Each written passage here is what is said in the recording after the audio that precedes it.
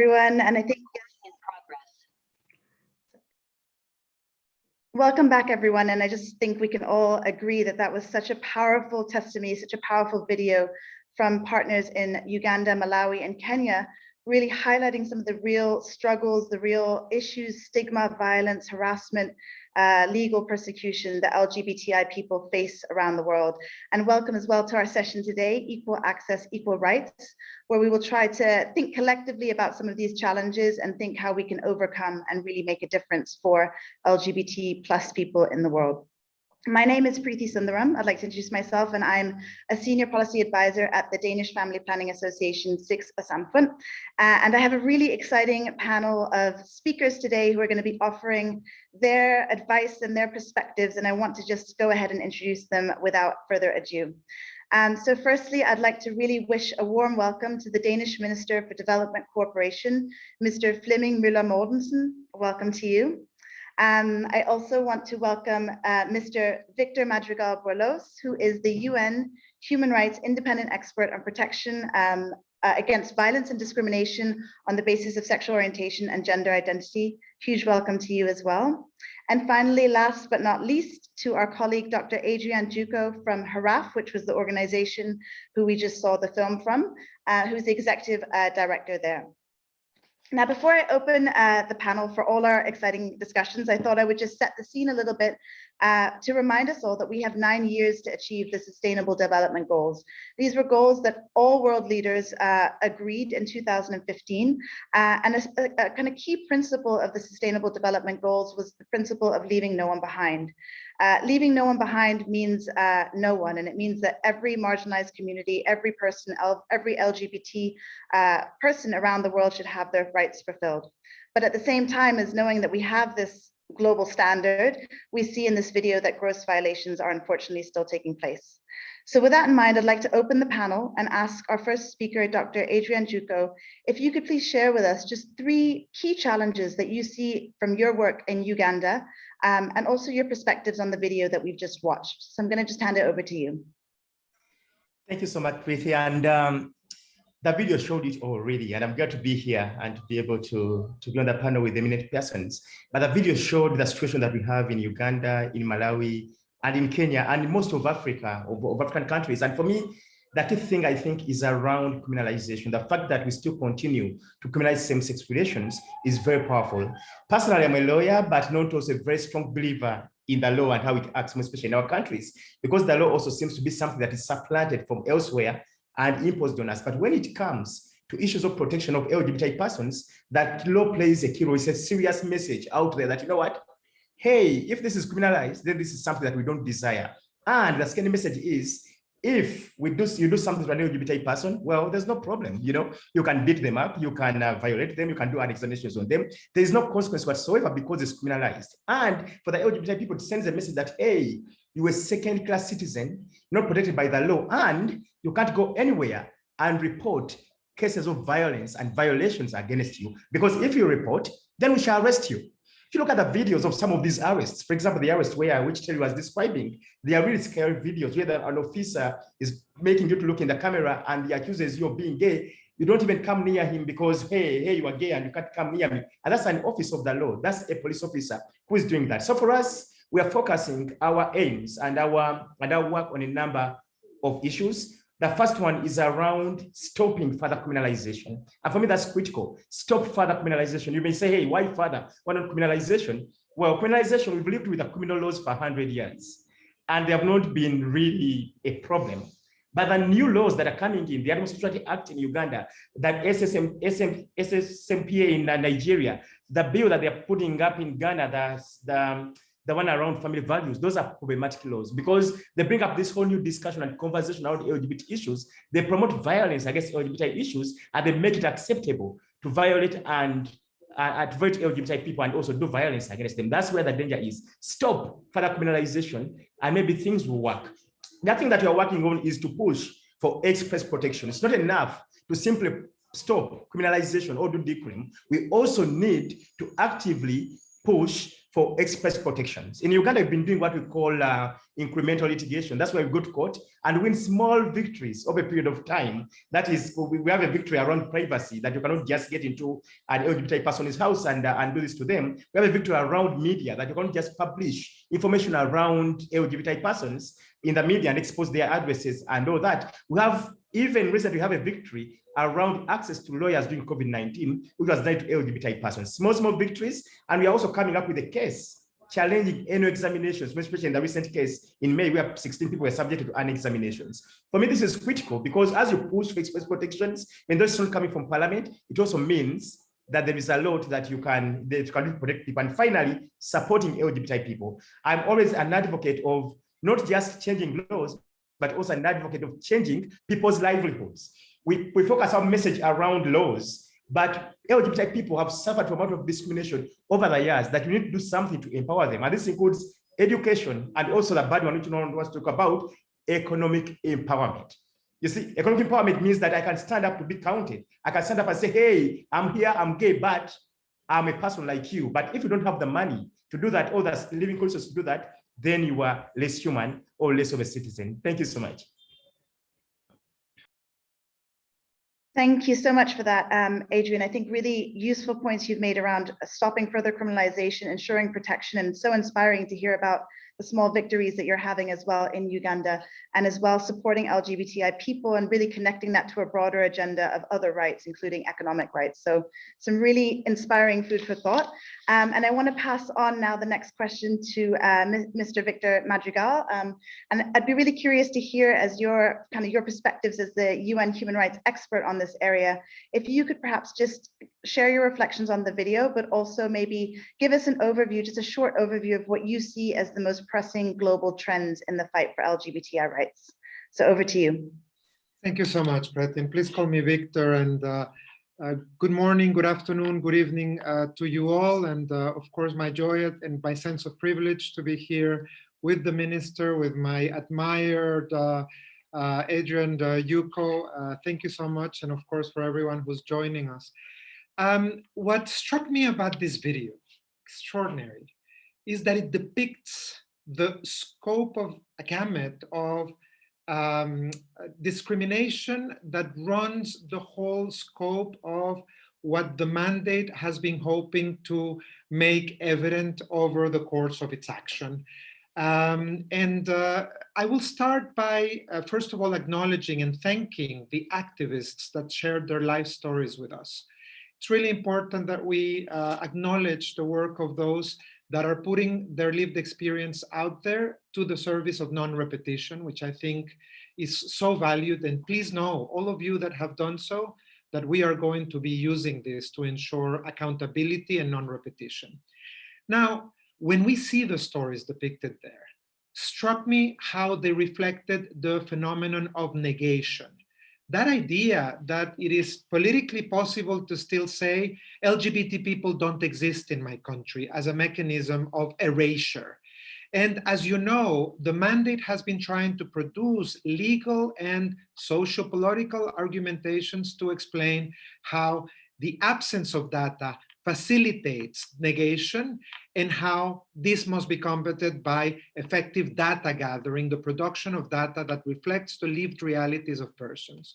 Again, we know that data, the lack of data, leads to bad public policy that is created on the basis of stigma and prejudice by definition. And this allows the institutional drivers of exclusion and violence, which, as you know, I have identified as three main: illness, crime, and sin. Criminalization, pathologization, and demonization. The use of these institutional drivers enabling cases such as the ones that we heard, terrible violations such as rape, under the pretense that this is going to basically change a person's sexual orientation, and the heinous practice of conversion therapies that, as we know, are ill, degrading, and inhuman. My interest in all of these aspects is to ensure that we all work to make visible those consequences that are manifested on extreme violence, and then link them up to the other great agenda, which is the agenda of inclusion. These lived stories reflected how exclusion from the sectors of health, education, housing, employment, and, as our dear Adrian was mentioning, economic empowerment as a result, as well as other factors such as political participation, are main drivers for discrimination and violence. And I think that it is fundamentally important that we understand that, as has been made very evident by all of the evidence presented in this conference, there is an inextricable link between these factors of exclusion and the evidence and the furtherance of the Sustainable Development Goals.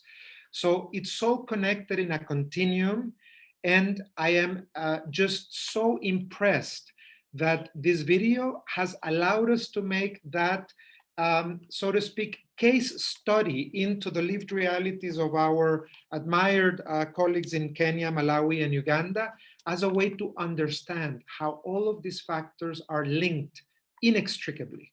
Thank you very much. Thank you so much, Victor. That was a really great summary. I think your points around the phenomenon of negation and exclusion and the kind of hard-hitting fact that we cannot achieve the SDGs without realizing the rights and inclusion of LGBT people everywhere. So that's all so many thoughts that have come from that that short intervention. I now want to turn to the minister and really ask, Denmark has been one of the countries that has really been forward in the fight for LGBTI rights, and we've seen that has worked very progressively to secure rights for LGBT people around the world. And recently this summer as well, we were very, very pleased and happy to see that the adoption of the new development and humanitarian strategy Together for the World was launched, in which LGBT plus people are really identified as a priority group within the strategy. If you could tell us just a little bit about your thoughts around what the most pressing policy areas are in terms of Denmark really advancing the rights of LGBT people in the world. Thank you. Yeah, thank you very much, Preti. And I have to say that I'm so pleased and I'm so proud to be with you now for this very important debate. But first of all, I simply have to thank all the participants from Kenya, from Malawi, and from Uganda for these very good and informative videos, because they are so needed. And I would just have to say that I'm really with you. So thank you very much. Yes, you're right. In Denmark, we have been fighting for decades for the human rights and for the marginalized groups' rights in their home societies and countries. And that's also one of the reasons why I'm so proud that we can host the Copenhagen 2021 Pride and all the debates running in this week here in Copenhagen. But unfortunately, LGBTI people, they are still marginalized and stigmatized, as we saw in many countries. And of course, that's the reason why we simply have to fight every day and in all situations where it's able for us to take the fight, both politically and economically and in all matters. Only a few years back, I was visiting Uganda and Kenya with the AIDS Foundation in Denmark and IAVI, and I really got an impression of all the good energy that people are also participating here in the videos showing us today. So, but you're right, we have just made a new strategy, and I'm so pleased and proud that the most parties in Denmark, they are supporting the new strategy, where we simply have to put a new focus and energy. And let me give you 3 points from the strategy. We have to defend and promote human rights with a special focus for the marginalized groups, as you said, such as LGBTI persons and women and girls. And we also have to continue the strong support from Denmark in all sexual and reproductive health and rights, because that is one of our key focus points in the new strategy. And it's including also equal access to health, as mentioned in the videos here today, especially related to LGBTI persons. That's very important. And we will fight discrimination of minority groups in general, also people affected with HIV and AIDS. So it's really important for us. And we are a small country in Denmark, but we have a big voice, and we will speak the voice everywhere where we are able to do it. Also to support rights activists, trying to protect them also from harassment and abuse. So I think we have got new weapons here in Denmark because of the new strategy, and we're going to use it. Thank you. Thank you so much to you for that answer, and also to Denmark, of course, for the long-standing support and fight for the rights of the most marginalized communities. I did forget to say something in the beginning of the session, which was really that we want as many questions for our speakers. And so please do feel free to pop your questions in the chat as you're hearing these wonderful interventions and are getting ideas for questions. And then we'll have time at the end for Q&As as well. But I just want to turn to the second aspect, the second element of this event today, which is really thinking, now we've heard some of the challenges, some of the big issues, how can we work together, and specifically a partnership between the Global North and the Global South to overcome some of these challenges. And I think this is against a backdrop where we're seeing increasing opposition movements across the world, opposition against LGBTI rights, both internationally and nationally, and where we as civil society really are having a much more shrinking space. And we've heard about all the human rights defenders and activists who really are in very, very difficult situations. So again, I want to just start with Adrian. If you are able just to shine some light on what you would say would be the kind of 3 to 4 top messages you have for how the Global North can kind of work in partnership to advance the rights of LGBT plus people in the world. Thank you so much. And I'm just going to say, yeah, although you want me to say about 3, 4 things, I'm actually going to say only one thing, because for me, in my view, that's what is most important. And that thing is, one, we need to act like partners, not some sort of big brother over the Global South. And under that lies everything I would want to say, that whether you're in Denmark or the US or the UK or any other country, you are going to work like a partner with African countries, with other countries in the Global South, and not like big brother. And this is important because one of the main issues that has come up is what is the major interest that the West has around LGBT rights in Africa. You hear them talking about nothing else except LGBT rights. That's a criticism that comes through every single time from the other side. And you have to be careful around that. That why should we talk about LGBT all the time? So we should talk about LGBT from the perspective of our own values and our own beliefs. And then we should address this issue in a very respectful way, both for the government and also for society. So one of the key things that I've learned from my work is when to speak out. What do you speak out? What do you say? And when do you say it? So for me, my advice around talking, especially for governments, would be, please speak out when you are called upon to speak by the activists. Respect the autonomy of the activists. Ask them what they want. I know there are things like voters back home, and they are very important people because they give you the votes. But hey, we are talking about real lives of actual people in these countries where you are doing this kind of, where doing the work. So ask them what they want. Ask them to speak out ask them when you should speak out, and actually for the message that they follow you. The other thing I would say is that we should also bring to book the foreign backers of hate, that in your own countries, in other countries elsewhere, that's where many of the funders of hate come from. Stop them in those countries. You can, they're under your authority. Stop them before they come here and do much more hate. The hate campaign in Uganda is likely funded from the West. If the West kind of stops it, then many things will be much better. The other thing is that we should also holistically support human rights. Let us not just pick and choose which rights we support. We should actually pick and support all rights. That whenever something bad happens in Uganda, people should be there to speak, not just when LGBTI happens, because that kind of scapegoats LGBTI people and makes them feel like makes it like they're a special group that is protected by the West and not everyone else. Yes, speak out for LGBT, but let us speak out for violations, for the erosion of democracy in countries like Uganda. All these things have to happen if we are to do this. And then finally, we should allow the Global South to make mistakes and learn from them. I know the North has gone through a lot of things. They have had their own journey around equality for LGBTI rights, but the Global North is not the Global South. There are differences. We can learn from the Global North, but not exactly for the script they laid down for us. That means let us learn from our mistakes, make our own strategies, support the strategies, and follow them. That's the advice I would give. So the message basically is respect to the Southern partners. Thank you. Thank you so much, Adrian. I mean, I think that's the most important hard-hitting message, that this is around an equal partnership, but it's also around anchoring our response in the real lived experiences of people. So we need to follow the lead of activists on the ground. We need to listen to our partners in the Global South. And I think you really made an interesting point around lived experiences. This is about intersectional experiences that can't just be fit into a box, that aren't part of, there's difficult dynamics at play as well. So I really appreciate your honesty and also your generosity with how you've presented these arguments here. And I'm sure there'll be lots more questions about this as well as we move into the Q&A. But for now, I just want to ask Victor as well for your opinions on what you see as some of the most pressing kind of areas of cooperation between some of the big players. And we obviously have many different actors. We have member states, we have UN multilateral agencies, we have the activists on the ground. So if you could just give us your thoughts on where you think the most critical areas are to continue this partnership. Thank you very much.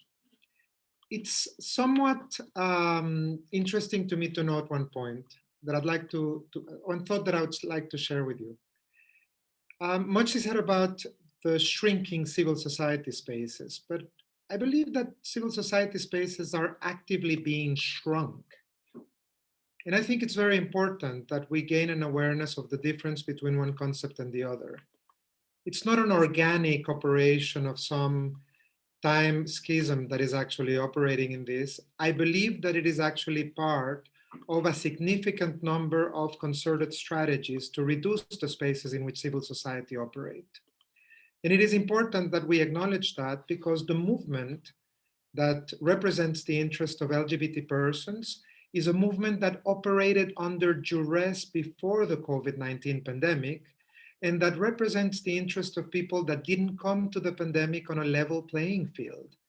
They came under situations of structural inequality and significant inequality in their positioning towards the economic, financial, and health aspects that the pandemic has so exacerbated. So that's one aspect that I think, of course, on a structural basis, we are at a juncture that requires our deep understanding of how to support the movement and to ensure that it prevails. And I think that the key to this aspect is the building of coalitions. I think one of the aspects of how I would relate what Adrian means is coalitions are built between people who trust each other and who see each other as partners in endeavors that are their common goal. And for coalitions to work, they are based upon the understanding of what each brings to the table. That is, of course, what we know as the partnership approach. And we know that works. We've seen it work in many endeavors. And therefore, I think the understanding that this work requires coalitions is a fundamental part of this work. And finally, as I think it connects to many of the endeavors that the mandate has wished to recommend upon, the understanding that persons' expertise over their lived experience, not only as testimony, but as expertise as to what it means in relation to public policy formulation, is fundamentally important. Let me give you an example. When I studied the first consequences of the COVID-19 pandemic, I realized that many of the measures of response, even though they were not designed to be discriminatory, they deployed discriminatory impacts because they were not designed with participation of the impacted communities. One blatant example of many is gender-based curfews that actually left gender diverse and trans persons out in the cold and out of the access to essential services and survival mechanisms, precisely because they manifested themselves in a discriminatory manner. And that was a blatant example that thankfully was corrected in some contexts, but deployed some impacts. On this, I think that for me, the input of the mandate is also reflected in the 3 global calls that the mandate has made so far, and that will be the 3 great global calls of my tenure as independent expert. I don't believe I will make another one, because I think these embody a great global agenda for achievement. And the first one is for a world free of criminalization. a world free of criminalization by 2030, where we aim at understanding that the situation that today there are 2,000 million persons living in context of criminalization in 69 countries is simply not acceptable. That's a third of the world population, and precisely because of negation, we don't know how many LGBT persons are there, but we know that they are in the millions. Secondly, I have made a call for a world free of conversion therapy by 2030. And I believe that this is strongly fundamented in the prevalence of the absolute prohibition of cruel, inhuman, and degrading treatment in international terms. And of course, I cannot but acknowledge through Minister Fleming the role that Denmark plays in the global fight against torture, an area in which Denmark is, of course, one of the great leaders at global level. And finally, I would like to emphasize that the third call is for a world where there is full legal recognition to gender identity based on self-determination, thus ending pathologizing structures that affect trans and gender diverse persons. For me, of course, there are many other elements in a global agenda, but I think that these lines of thought provide a significant possibility to move forward the furtherance of the rights and to place factors of social inclusion within a legal structure that does not in itself constitute a violation of human rights. Thank you so much, Victor, and for talking us through the three global calls, which I think are so powerful and so clear in terms of what needs to be done before 2030. And then I also just pulled out some words that really resonated with what Adrian has also said around trust and coalitions and participation, and that really being how our response and where our response should be anchored in. So thank you for those thoughts. I just want to move over now to the Minister to just ask a little bit about where you see as well, and everything that we've heard, how Denmark can use its diplomacy, but also its support to really try and enable some of these partnerships and to enable some of this collaboration. Yeah, thank you very much.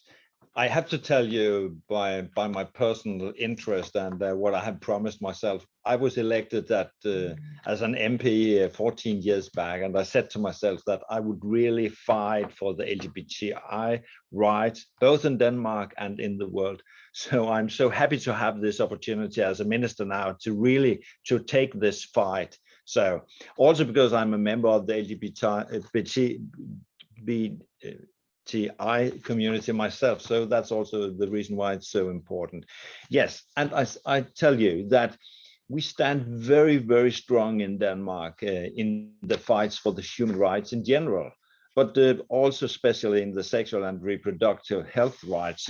But we do it for everyone, for everybody, all over where we have the possibility to make the fight.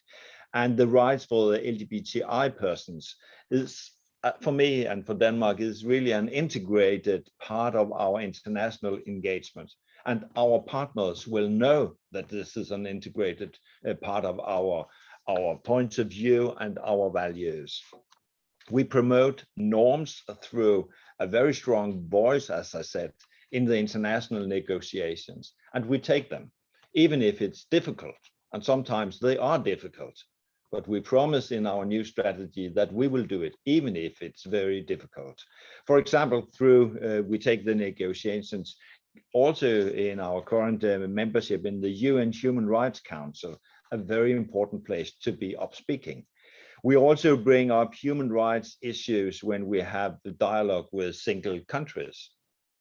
And of course, we will follow very closely which kind of legislations will be made in countries where we go, and we have our diplomatic negotiations, and we will bring it up. And we work to promote the rights of the LGBTI persons in partnerships, as we also have been talking about, and other people has been mentioning, with governments, with the UN agencies, but also through civil society organizations where we collaborate and cooperate very closely. And also when we support our embassies all around the world, they will have contact to activists. And of course, also we will support them. And I tell you, when basic values such as gender equality and human rights for the LGBTI persons are under pressure within the EU, because this is not only a matter in Africa and other parts of the world, it's also a matter inside the EU. And of course, this makes me special, mad, and give me a good energy to make the fight and to push back when the discriminations and the legislations will be made, because this is not a part of being a member state in EU. Thank you. And I have to mention now that because time is running, I have to leave in a few minutes. I hope that will be okay, and I wish you all the best. And maybe we will meet in the streets if you are in Copenhagen during the next days. But thank you very much for a very, very good and very important dialogue. Thank you. Thank you so much, Mr. Flemming Møller Mortensen. It's been really, really great to have not only your personal commitment to this issue, but I think you bring up such a valid point that discrimination doesn't know borders, right? Discrimination's everywhere. So we need to try and tackle discrimination wherever it is, and ensure that we can kind of realize rights for all, especially the most marginalized communities. We have very little time left, and I'm aware that everyone has busy schedules. So I just want to ask, I can see there is a question in the chat, but I also want to invite colleagues here just to ask questions if they would like to raise their hand. But I think we'll take the first question, which is in, so 2 seconds. Yeah, if people just would like to raise their hands with questions, that would be ideal. And then we can just see if there's any questions coming from the audience. And if there's not, we have a lot of questions that we've had on our minds, so I can always just shoot ahead with a question, which I think I'll do. So I think what I'll do, Victor, is just to ask you a question. We have you here especially, and it's quite exciting to hear about your mandate and your role. So really the question that we have for you is that we know it was a huge gain when the UN independent expert on SOGI issues, the mandate was made back in 2016. But maybe you could just tell us a little bit about how civil society organization and human rights defenders in their work to push for change in their local context can actually use and interact with the mandate. Absolutely. I absolutely see the creation of the mandate as a very meaningful achievement that was originated in the energy of civil society.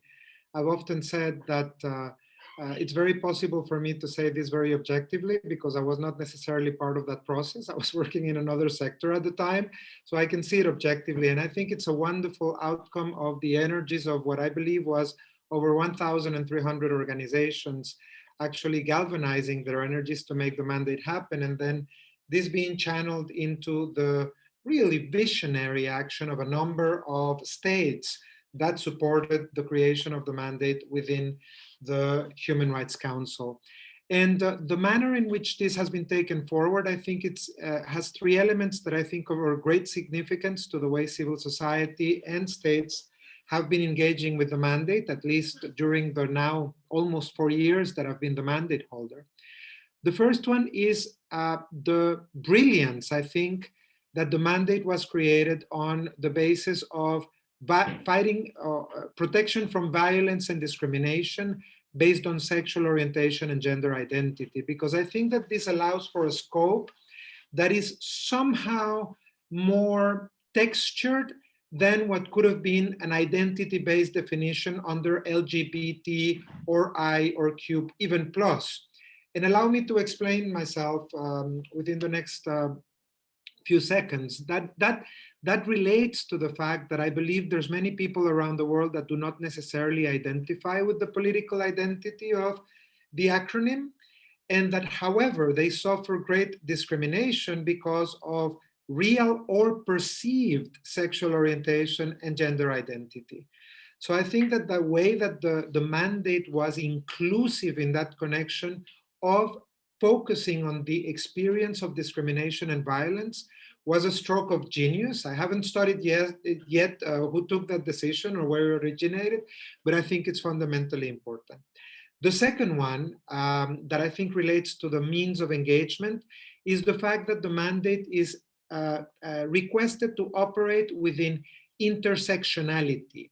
There is an understanding that we all reunite many identities in one body, and it is actually the meeting point of those identities that creates experiences of privilege or discrimination and violence.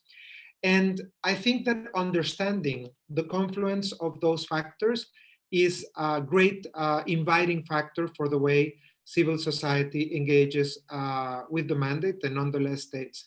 And finally, the fact that there is a very well-established system of working methods for special procedures, to which I make reference, and of course are available to everyone through the website of the mandate, is a very simple, non-formalistic and fluid way for all stakeholders to engage with the mandate, where literally we are one click away from all of you. And I really hope that this is something that is felt in your experience of work.